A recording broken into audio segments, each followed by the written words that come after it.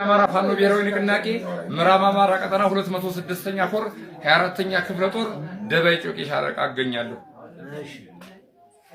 የአያቶችን ገድል ያኔ በአያቶቼ በአባቶች ዘመን ወንዶቹ ሴቶቹ በአንድ ልብ መሆን ከተስሉት ከቶ ዝመት ለሀገር ንቦኖ እየወጣ ሳይወል ሳያድር ይናደፍ ነበረ ጀግናው የኛ አርበኛ የውጭን የውስጡን ጠላቱን ሊያሰኛ ኢትዮጵያዊነቱን አጥንቶ የኖረ አልበገር ብሎ ዱር ሜዳ እያደረ ማን ነበር ያልወጣ ታዞ በጌታው ይጠይም አበሻ ሞልቷል በየቦታው አጼ ቴዎድሮስን ማን ልናገርለት ጥይት እንደ ውሃ እየጠጣ ሲሞት አባ ኮስተር በለኝ ለምጨኑ አርካ የሶማውን አርካ ማን ይተርክለት አነፍኖ ገዳይ የጥላት እንዱካ ራስ ሚካኤልን የወሎውን አድባር አልፎ ማብሪት ሳጋ ባልቻና አባጅፋር በርዞ የጻፉት አልፎ ማብሪት ሳጋ ባልቻና አባጅፋር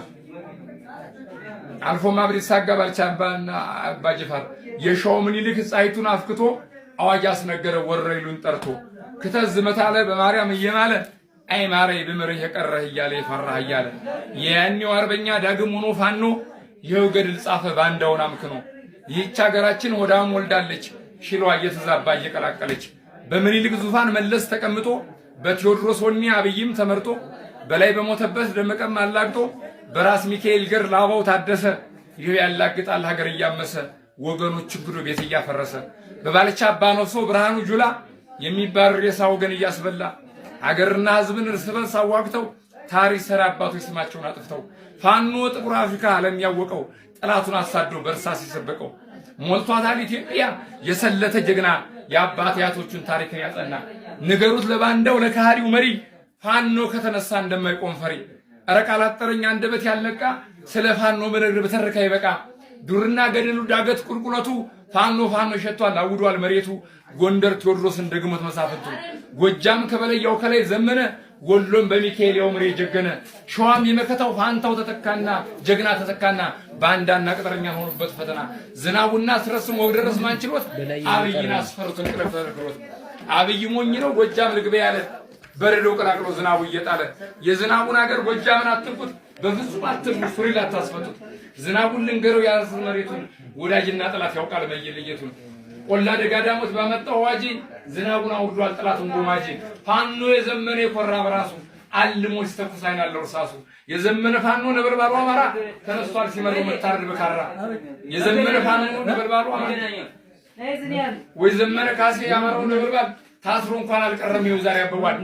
ኢትዮጵያዊ ስሚ ዳብዟል ምን ይሽርሽ ንገሪው ለዘመን ልብሽ ያሽርሽ ፋኖ ሳተቃጥሎ ያማራ ልጅ ያልቁ አስከበራት ሀገር አዳነች ያቢ አፏን ከፍታ ነበር እየጻፍኩታል አማራ ነኝ ፋኖ ነኝ እናሸንፋለን አፈር ልብላለ በያ ሰላም ጤና ይስጥልን ውድ ወገኖቼ በያላችሁበት ሰላማችሁ ይብዛልኝ እንዴት ናችሁ ሰላም ናችሁ ወይ እኔ በጣም ሰላም ነኝ ዛሬ በዚህ ቪዲዮ የመጣሁበት ዋነኛው ምክንያት ከሰሞኑ የተሰሙ አንዳንድ ነገሮች ስላሉ ያንን ባለንና በደረሰን መረጃ ልክ ልናካፍላችሁ ስለወደድን ነው ምንድነው ሮብለት በጉራጌ ዞን አበሽጌ ወረዳ ናቻ ቁሊት ቀበሌ ላይ የተፈጠረ አንድ ድርጊት ነበርና ይህም ድርጊት ምንድነው የአበሽጌ ወረዳ ፖሊስ አባላት ከጸጥታ ዘርፍ ኃላፊው ከአቶ ጸጋይ አምዲሳ ጋር በመመሳጠር በብሔር የአማራ ተወላጅ የሆነውን የፌደራል ፖሊስ ለማስገደል ድራማውን ካቀናበሩ በኋላ ምንም በማያውቀው ድራማውን አቀናብረው ናቻ ቁሊት ቀበሌ ላይ ችግር እንዳለ አስመስለው ህዝቡ ላይ ችግር ሊደርስ ነው ፋኖ ከቦናል ብለውናል ከምባቶች ደውለውልናል በማለት ፌደራሉም የትኛውም ኃይል ተንቀሳቅሶ ወደዛ እንዲሄድ በማድረግ ምንም አይነት የተኩስ ልውውጥ በሌለበት ይህን የፌደራል አዛዥ ፖሊሶች ከጀርባ ወግተውታል ይህን ፌደራል ፖሊስ ሊገሉበት ያሰቡበት ዋነኛው ምክንያት የአበሽጌ ወረዳ ፖሊስና እንዲሁም የጸጥታ ዘርፍ ኃላፊው አቶ ጸጋዬ እንዲሞትና እንዲጠፋ የተፈረደበትን የአማራውን ገበሬ በየቀኑ እየሰቀሉ እየገረፉና እየደበደቡ እያሰቃዩ የኖሩ ቢሆንም ነገር ግን በቅርቡ የተቀየረው ይህ የፌደራል አመራር እንደፈለጉ እንዲሆኑ ስላልፈቀደላቸው የሰው ልጅ በማንነቱ ሊሰቀልም ሊደበደብም አይገባም ከታሰረ በወንጀሉ በተጠረጠረበት ወንጀል ሊጠየቅ ይገባል በማለት ሙሉ ለሙሉ ድብደባን ያስቆመ በመሆኑ እንደ ልባቸው ለመሆን ስላልተመቻቸው ይህን ምቹ ጊዜ አመቻችተው ምንም አይነት የታጠቀ ኃይል እዛ አካባቢ በሌለበት ችግር ተፈጥሯል ብለው ሊያርዱት ያሰቡትን መሲህ ወስደው ገለውታል። ይህ የፌዴራል አዛዥ ሆን ተብሎ ታስቦ ታቅዶ በራሳቸው በፖሊሶች ተገሏል። በዛ አካባቢ በዛን ቀን ምንም አይነት የታጠቀ ኃይል ምንም አይነት ፋኖ እየተንቀሳቀሰ እንዳልነበር በቂ መረጃ ስላለን እውነታውን ስለምናቅ ነገ ከነገ ወዲያም እዛ ውስጥ ያላችሁ ፌዴራሎች ህዝቡን ባታድኑ ራሳችሁን እንኳን ለማዳን የማትችሉበትና የማትሞክሩበት አግባብ ምን እንደሆነ ስለማይገባን ራሳችሁ ጥንቃቄ ወስዳችሁ ራሳችሁ እንድታድኑ ብትሞክሩ የተሻለ ነው። ምክንያቱም የአበሽጌ ወረዳ ፖሊስ ከዚህ በፊትም ልምዱ አለው። አንድ ጆኒ የሚባል የደቡብ አካባቢ ተወላጅ በታጠቁ ኃይሎች ተሳቦ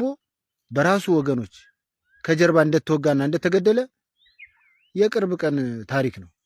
የአደባባይ ሚስጥር ነው። ስለዚህ እያንዳንዳችሁ የብልጽግና አገልጋዮች ህዝቡን ባታድኑ ራሳችሁን ለመከላከል ብትሞክሩ ጥሩ ነው። ነገር ግን እውነታው ምንድነው? እዛ ናቻ ቀበሌ ላይ እንዲገደል የተፈለገበት ዋነኛው ምክንያት ይሄ ፌዴራሉ ከሞተ በኋላ እኛን አስወግታችሁናል በሚል ሰበብ አማራውን ለማስገደል ታልሞና ታቅዶ የተሰራ ኃይለኛ ሴራ በመሆኑ አሁንም ይህን ወንጀል በማጣራት ራሳችሁን የአማራ ተወላጅ ፌዴራሎች ራሳችሁን ቀለበት ውስጥ የገባችሁ በመሆኑ ራሳችሁን እንድትከላከሉ ብትሞክሩ ጥሩ ነው የሚል ሐሳብ ስላለን ነው። እናመሰግናለን።